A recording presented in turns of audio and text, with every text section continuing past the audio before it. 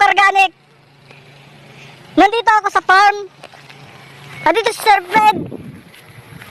Si Miss Sarah. Si Annabelle. Tsaka si Kat. Galit ka?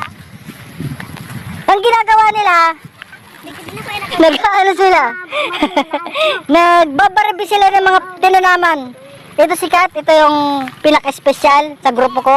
Kasi siya yung ano, sakripisyal.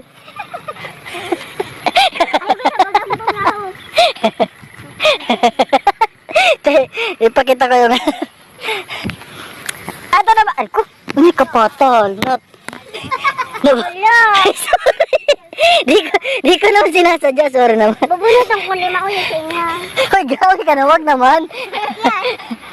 Ito naman si Ma'am Sarah. Ito, sasabihin ko sa inyo. Mahal na mahal niya ang kanyang halaman. Dala mo? Tingnan nyo. Ito yung halaman niya. Tingnan nyo yung sa amin. Hindi ko maintindihan ba't ang liit pa niyan. Tingnan mo sa kanila. Oh. Oh. Papakita ka ba ha? Ipaliwanag nyo to. Tingnan nyo to. Ayan o. Sa kanila yan. Ito yung sa amin. Aray ko. Ayan o.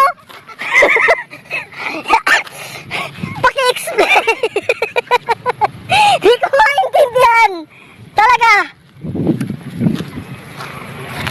Siguro, ano talaga, nasa dugo niya ng pagiging plantita o pagiging malagain o ito, okay lang to. Yan, okay lang yan. Yan, okay yan. Ito, hindi to okay. Ano masasabi mo ka? Sabay talikad na gaya.